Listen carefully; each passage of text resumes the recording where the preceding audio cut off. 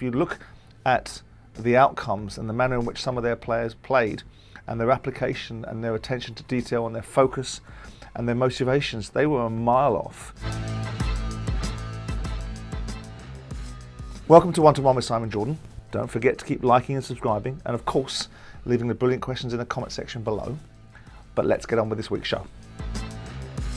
Ollie, it's easy to position blame on one individual, and of course the manager will catch that particular baton.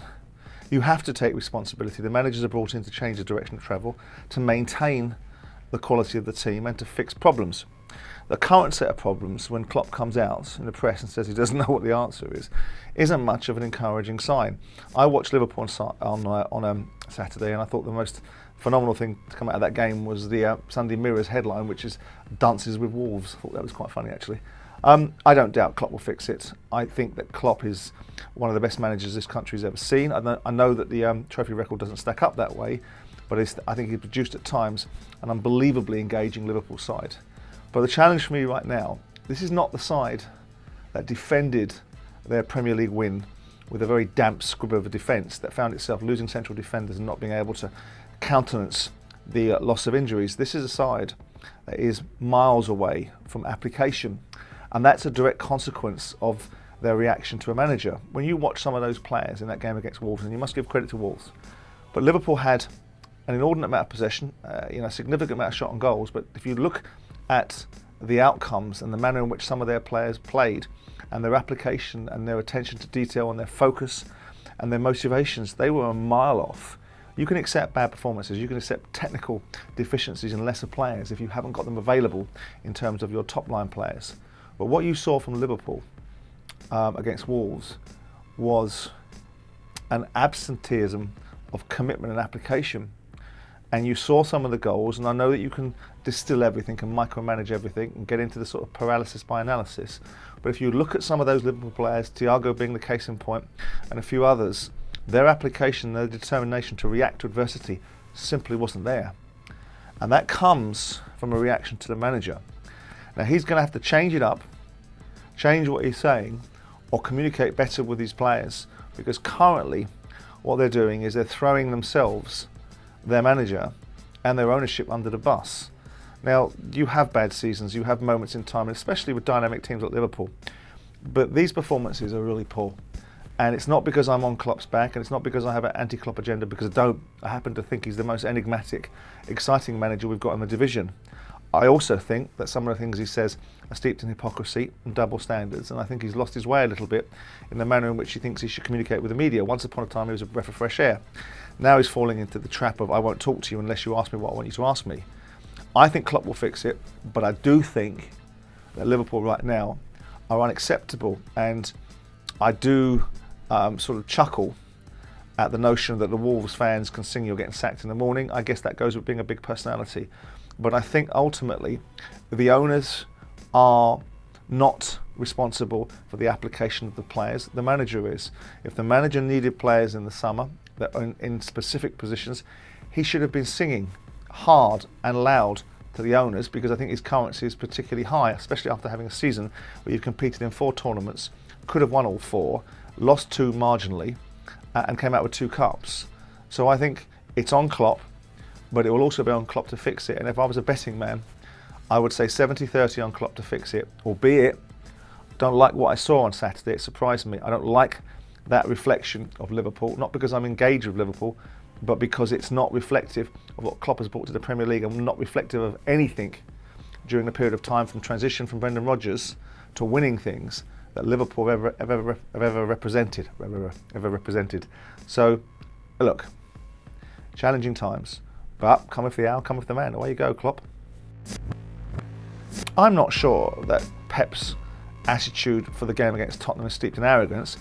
I think there's an innate confidence and belief in his squad of players. Tottenham have been a little hit and miss, and it's a difficult stadium for them to go to, Man City, because they never seem to get many results there.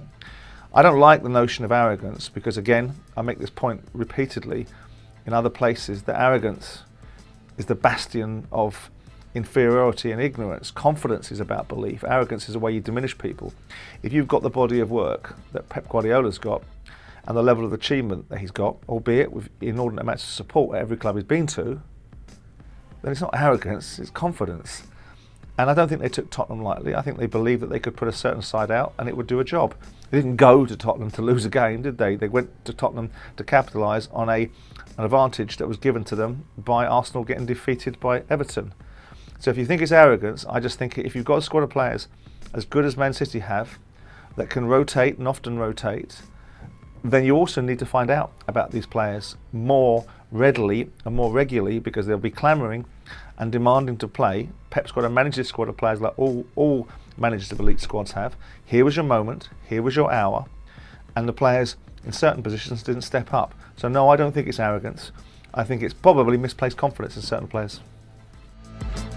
Well, look, I mean, it was a strange appointment for me. Nathan Jones has done very well at Luton in both of his times there. Went out to Stoke and really was rather dreadful. And one would have assumed he'd have taken lessons from that particular experience, because it was shockingly bad at Stoke. If you look at the win record, I think it was like 15%, might have even been lower. But those moments happened. They happened not to that extent with Eddie Howe when he left Bournemouth and went to Burnley. Look at him now. So, you know, speaking to the Southampton guys, they brought Nathan Jones in for a variety of reasons. One of them, he's a very progressive coach in their mind. Another, he was a great communicator and builder of relationships with players. He wasn't a cheap option. It wasn't someone they could get at an economic price. They genuinely believed that for the here and now, for the interim and for the long term, and ideally that long term meant the Premier League, that he was the guy fit for purpose. Now, Nathan Jones has had a very difficult start and got some ability to be able to navigate some of those criticisms by winning cup games and getting to a semi-final of the cup. But now you've reached a point where the fans have been on his back since he walked through the door, are now on his back from the moment he steps on the touchline to the moment he leaves it. And of course now he's compounded it by these comments that he's made after the game against Brentford.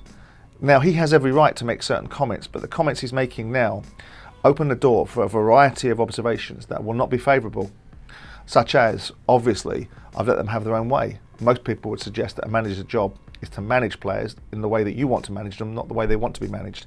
Now there's a dovetail, there's a Venn diagram where you try and find a balance. But what he's done is opened the door to ridicule. And if he felt that, he should have said it to the players. What he should have been saying to the media, because he was angry and frustrated by a very tepid performance, an unacceptable one, I suspect, from a Southampton point of view on Saturday, was this isn't good enough. And there's certain players that don't understand the message that I've imparted to them or don't want to, and it's going to change now. He didn't, he chose to say it a different way, and he'll suffer the consequences for it. Look, he's clearly a talented manager at a certain level. As I gave in the previous example about Eddie Howe, leaving Bournemouth, going to Burnley, coming back to Bournemouth after a failure at Burnley, and then going on to great heights at Newcastle. It doesn't mean that Nathan Jones, leaving Luton, going to Stoke, stinking it out, coming back to Luton, setting it alight again, doing well, and then going out to Southampton after a very short period of time is going to be a failure. But these are worrying times. It looks to me, if you're nailing on potential relegation fodder in Southampton at the top of the tree for that. Fodder and tree, can they be put in the same example? I don't know. But notwithstanding it, you get my gist. I think Nathan Jones is in a very difficult place and he needs to pick up wins, stating the bleeding obvious. And I worry that his mark on Southampton will be taking them into the Championship. But that work has been seeded in Ralph Hasenhüttl, but he's been given support, Nathan Jones, with players. He needs to pull his finger out and perhaps think about what he's saying to the media, because he's just shown the world his backside. Do I think Frank Lampard will ever get a Premier League job again? Well, that depends on what he does between now and the time that another Premier League job comes up. Clearly, he's in a very difficult position to justify getting a Premier League job off the bat. What it means is he has to go and regroup, maybe go and manage either in the Championship or abroad, to be able to regain some of the lustre that his name would have attracted primarily for being a player. And with that in mind, he decided, you know, life is about making choices. We all get given lots of opportunities, and the people that are smart take the right ones. He got given two opportunities that probably some would say were understandable why he took them, but you've got to think about where your journey is and where it is best to alight upon the train or get off it.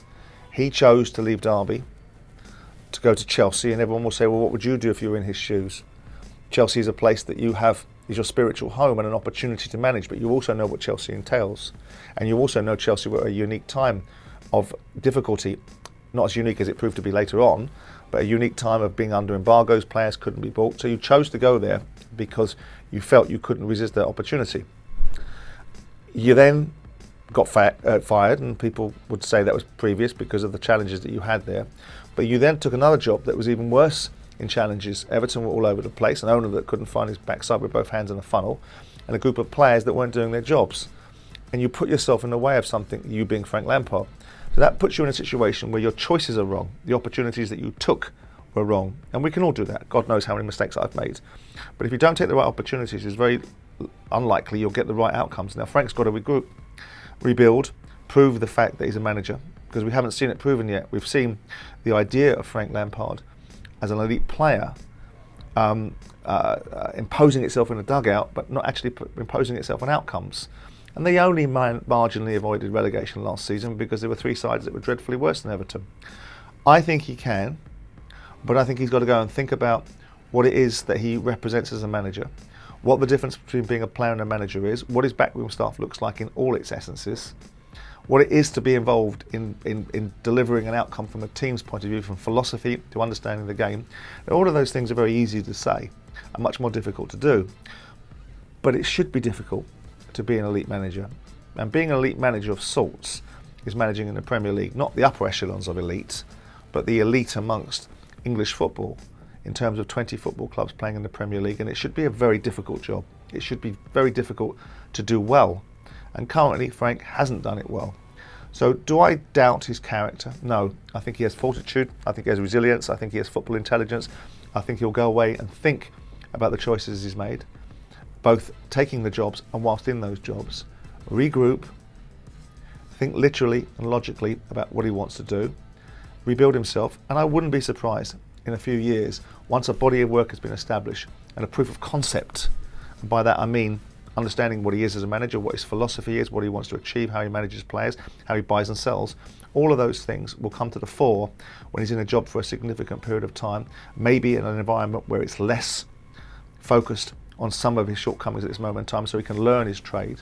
And then I wouldn't be surprised if we saw Frank Lampard get another opportunity. Don't forget, what is he, 42, 43, 44, goes away, regroups, comes back at 47, hits his straps. So if he changes direction and thinks about what he's doing, which I'm sure Frank Lampard is capable of doing, I wouldn't be surprised if we saw him back in the Premier League. Right, that's it for this week's edition of One to One with Simon Jordan. Now don't forget to let me know your views on Jurgen Klopp, Pep, and of course Nathan Jones at Southampton. Keep liking and subscribing, keep leaving these questions in the comment section below, and I shall look forward to seeing you next week.